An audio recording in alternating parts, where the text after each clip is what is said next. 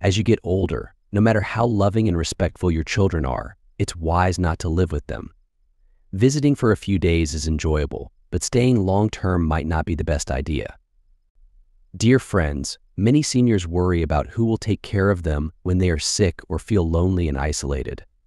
Because of this fear, some decide to move in with their children. When advised not to live with their children in their later years, they often say, every family has different dynamics, and some children are more caring than others, so they choose to live with the most devoted child. But let me tell you, even if your child is incredibly caring, it's still better not to move in with them. A short visit can be fun, but staying too long might turn out to be a mistake. 1. When living together becomes too much. Mrs. D shared, I am a mother who has lived in the countryside all my life, working on the farm with my hands in the dirt. In the past, my husband and I had to stop our education early due to poverty, and we got married young, having 2 children, a boy and a girl. Fortunately, both of them were bright and quick learners. Hoping to give them a better life than ours, my husband and I worked hard to support their education. They didn't let us down. Our son went to university, and our daughter followed in his footsteps. Both excelled in their studies and earned scholarships.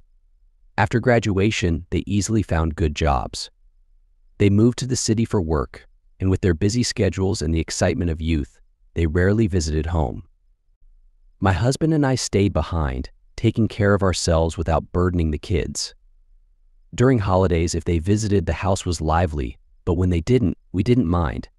Everyone has their own life to live, and as long as they're healthy, happy, and content, that's what matters. When my son got married and my daughter found a husband, we as parents felt that we had fulfilled our responsibilities.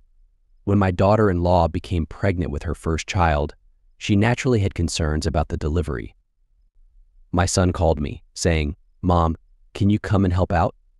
My wife is due in a few days, and I don't know how to care for a new mother." A mother's presence is most comforting during childbirth, and my wife's mother has passed away out of love for my son. I immediately arranged my affairs and took the earliest bus to the city. My son went to work, and my daughter-in-law greeted me without much warmth or coldness. She said, "My husband worries too much. Giving birth isn't like it used to be. Nowadays, if you have money, you can hire someone to care for both mother and child at the hospital. He doesn't need to bother you." Since becoming her daughter-in-law, she had only visited the countryside a few times, once when my husband was seriously ill and another time during the last Lunar New Year. So, we never really had the chance to grow close or understand each other. I told her, "If taking care of you is a bother, then you don't see me as your mother." She stayed silent and changed the subject. Thankfully, her delivery went smoothly, and my grandson was born healthy and strong. In the first few days after birth, when her wounds were still painful, I helped her as much as I could, even staying up at night when her milk hadn't come in yet. I'm just a simple woman from the countryside living in modern times, not so old-fashioned that I can't adapt. So whenever I cared for the baby, I always asked for her opinion.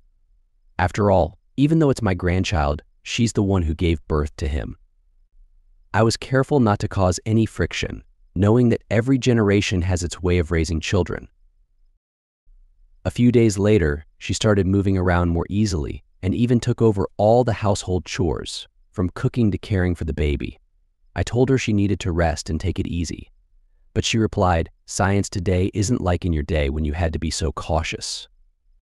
Too much caution can cause more harm than good. Late one night, I overheard my son and daughter-in-law arguing. Her voice was clearly annoyed. "I told you we should hire help, but you wouldn't listen. Instead, you insisted on having your mom come. She's from the countryside, and her way of doing things is so different from mine. I can't stand how she asks me about everything like I'm a child. I'd rather spend money on a maid than rely on her." They continued to argue loudly enough to wake the baby. I wanted to step in but hesitated. That night, I couldn't sleep. I realized that my daughter-in-law didn't want to live with her mother-in-law, even though we hadn't had any conflicts. Or perhaps there were things she wasn't saying but wasn't happy with. If she needed me, I could stay as long as she wanted, but it seemed she didn't. Meanwhile, back home, I'd left my husband alone, having to cook and take care of everything himself. It's easier for a woman to manage alone than a man. Besides, the longer a mother-in-law and daughter-in-law live together, the more likely it is that small issues will become big ones. The next morning, I got up early, packed my things, and made breakfast for them. I noticed my daughter-in-law's eyes were swollen, probably from crying after the argument with my son. My son was eating quietly, not his usual cheerful self, so I said, "I heard you two arguing last night, and it made me very sad. I came here to help, not to cause any discord between you. If you're not comfortable, I'll go back home." To be honest, I don't feel at ease here either. For us older folks, there's no place like home. Besides, there's a lot of work back in the countryside, and your father has a hard time managing alone. My son looked at me and said, "My wife is young and doesn't always speak well. Please don't hold it against her. Stay a little longer until the baby's 1 month old, and then you can go." My daughter-in-law just sat there without saying anything. I gently responded, "I see that she's already recovered and can handle everything herself. If needed, you can always hire help. When the baby is a bit stronger, bring him home to meet his grandfather on the ride home." My phone buzzed with a message from my daughter-in-law. "I'm sorry, Mom, for all the trouble I've caused you. If I've done anything wrong, please forgive me. Once the baby is stronger, we'll bring him to visit you and Dad." Reading that message made me feel much better. In-laws and parents should not live together unless necessary. It's better to visit occasionally, and children should bring their kids to visit their grandparents when they have time. Rivers have their own lives, and the sea has its own joys. Everyone should live happily without holding grudges, and that's how happiness is achieved.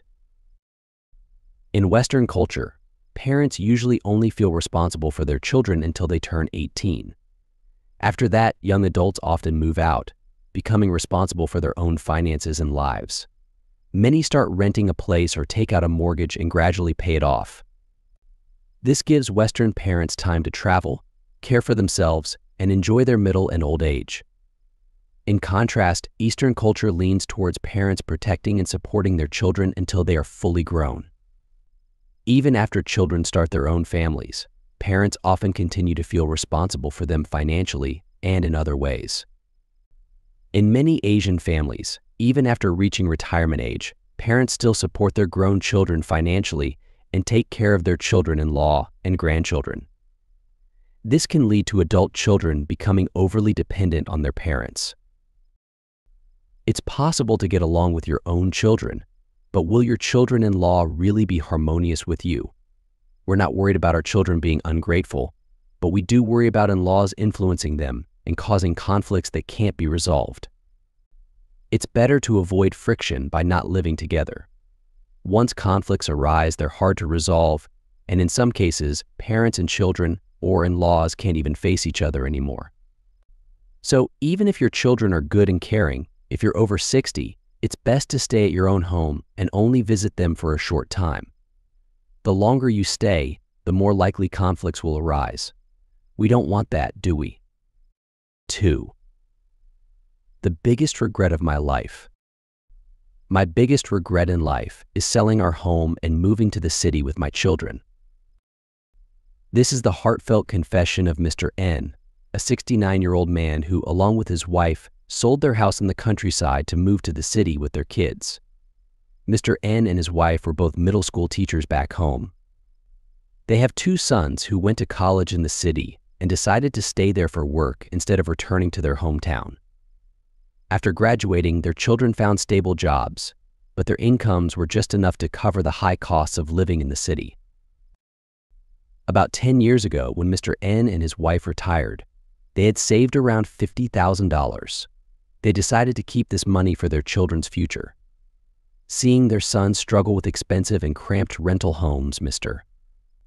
N suggested using their savings to buy a small piece of land in the suburbs, hoping it would give their children a stable place to live instead of renting. They managed to buy a 40 square meter plot and built a modest house on it. At first, things seemed to go well. Their eldest son got married, and soon after, the second son followed. However, the couple had nothing more to give their children except for the piece of land far from the city center. Neither son wanted to live there because it was too far from their jobs. They considered selling it, but they would have lost half its value. So they kept it, hoping to leave something for their children to inherit. As their grandchildren were born and their children's jobs became unstable, Mr. N and his wife had to help out by looking after the kids. Mr. N took care of one grandchild at his eldest son's house, while his wife looked after the other at their second son's place. Even though they lived in the same city, they only saw each other once a month. The inconvenience of renting and the need to care for their grandchildren led their children to suggest selling the family home in the countryside to move to the city permanently. Since the sons worked in different parts of the city, neither wanted to live with their parents. They sold the family home for $80,000, along with the suburban plot, and split the money between their two sons to help them buy apartments. Each son bought a small apartment, and Mr. N and his wife were happy that their children finally had a stable place to live. But their happiness didn't last long.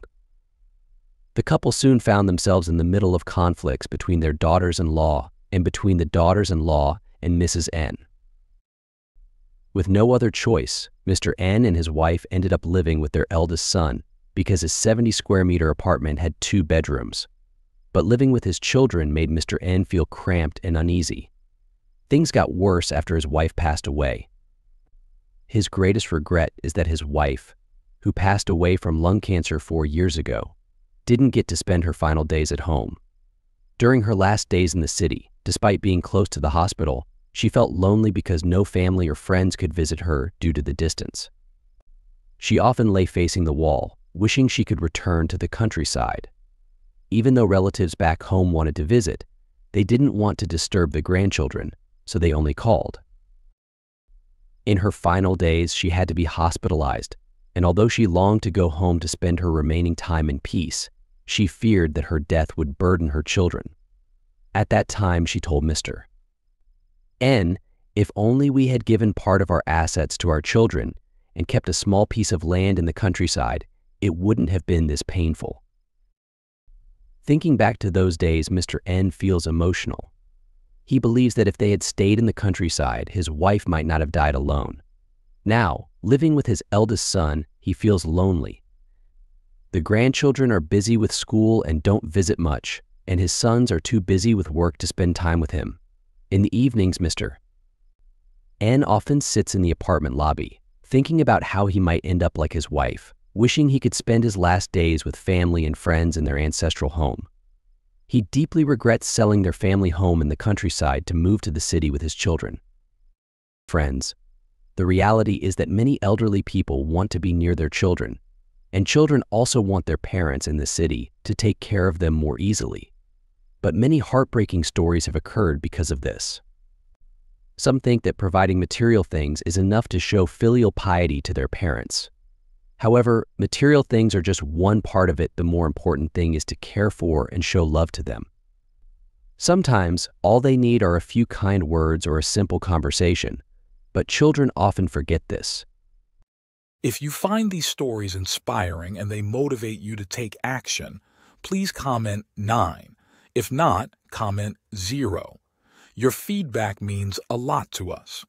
Thank you for your valuable time. 3. Dividing land among the children. Today, I visited Ms. L, a client who is ill and wants to sell some land to cover medical expenses.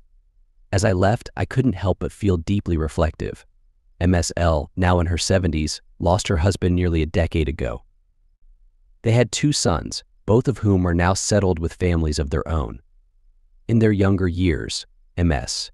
L and her husband worked hard, saving money to buy land. They ensured that each son had a nice house and still had several pieces of land left for the future. However, when her husband fell ill and passed away, Ms. L found herself without much savings or a pension, as they had spent everything on the land. The hard work they did to secure their children's future led to early health problems. After her husband's death, Ms. Elle also began to suffer from various chronic illnesses, making it difficult for her to get around. Worried about her old age, she decided to give her sons additional land beyond the homes they already had. She gave more to the elder son, who lived with her, thinking it was fair. However, this decision led to dissatisfaction. The elder son felt that he deserved more for the years of hardship he endured, and the younger son was upset that his brother received more than him. Both sons, despite being well off, married cunning wives who stirred up trouble. The elder son's family moved MS. Elle to a smaller space in their home, limiting her access to food and making it difficult for her relatives to visit. The younger son, upset about the land division, distanced himself and stopped caring for MS. Elle, feeling lonely and unwell, MS. Elle considered moving into a nursing home. However, when she discussed selling some land to pay for it, her elder son and daughter-in-law strongly opposed it, despite the land being MS, Elle's property. After meeting with MS, I reviewed the documents, which were only copies since the originals were with her son. The land, still in MS. Elle's name was valuable enough to support an entire family for years. However, legally, Elle couldn't sell it without her son's approval, as they were equal heirs. Upon hearing this, Elle broke down in tears, feeling powerless and regretful. What Elle might not realize is that even after her death, her sons will likely continue to fight over the inheritance that she and her husband worked so hard to accumulate. The war between them may last for years, as the land division was only discussed verbally, with the official documents still under Elle's and her husband's names. This situation reminds me of a friend who worked hard to provide for his children. Even in his 60s, he continued to work tirelessly to pay off debt from buying land for his sons. His elder son, for whom he built a house, lived comfortably. But what about old age and illness? When I expressed my concerns, he simply said, "We live for our children. Once the debt is paid off, we'll be fine. When we get old, we won't need much. Each of our children will take care of us in return." This selflessness is admirable, but I can't help but worry about what the future holds for him. His story, like Elle's, highlights the sacrifices parents make, often to their own detriment. Story 2. There was a cousin in our family who used to be very poor. She had to take her 2 children and move to the southeast region to start a new life. They lived on very little, but the kids grew up, and eventually her son got married. After years of clearing land, her biggest asset was 2 hectares of forest. Thinking that her children were grown and that she didn't need much, she gave each of them 1 hectare to farm.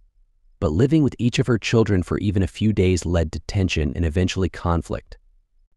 In the end, she moved out to a small shack in the corner of the property and started working odd jobs to survive. As she grew older, she was left with nothing, struggling with illness in the harsh environment. A few years ago, the land value increased and her son sold both plots, making a lot of money to pay off debts and move elsewhere to start over. The new owner leveled the old house but kindly let her stay in the shack on the edge of the land.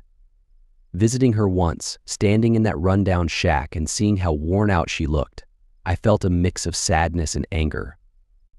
But honestly, it's hard to blame her son entirely. They still care for their kids but remain poor. As she aged, her personality became more difficult, her health deteriorated, her son grew indifferent, and her daughter-in-law was even worse. However, if she had thought ahead and kept some land or prepared better for old age, she would be living much more comfortably now. Story 3.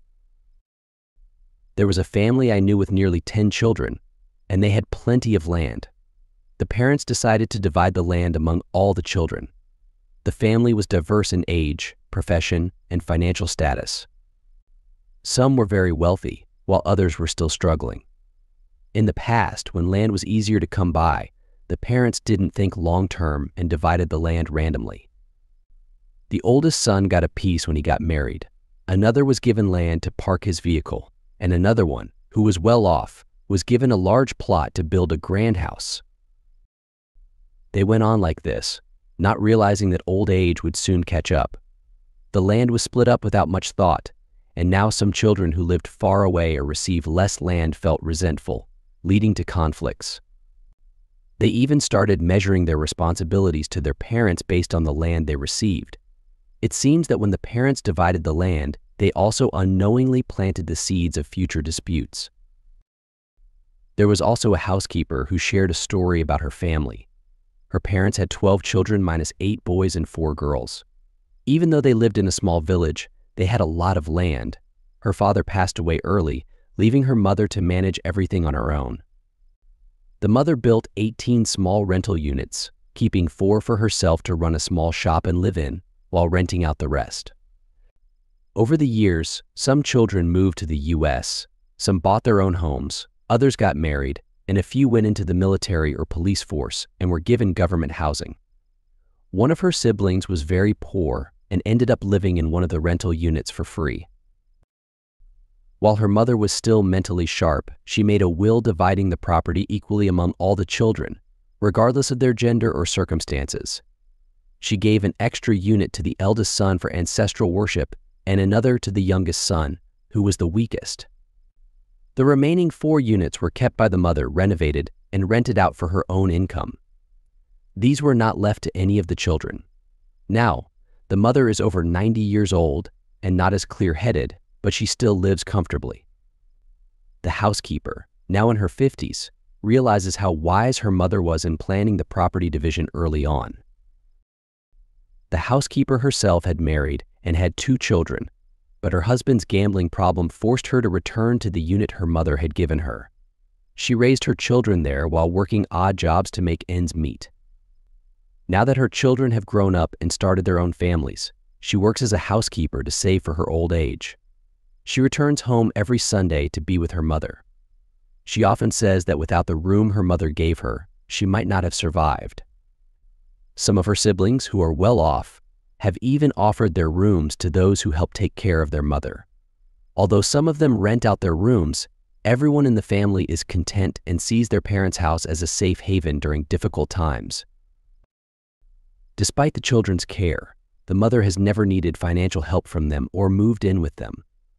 On the contrary, all the children remain close and respectful to her, just as they did in the past. The housekeeper mentioned that one of her siblings, who is business-minded, suggested that they all agree to sell the house for a good price and split the money. However, both the mother and the housekeeper have never agreed to this.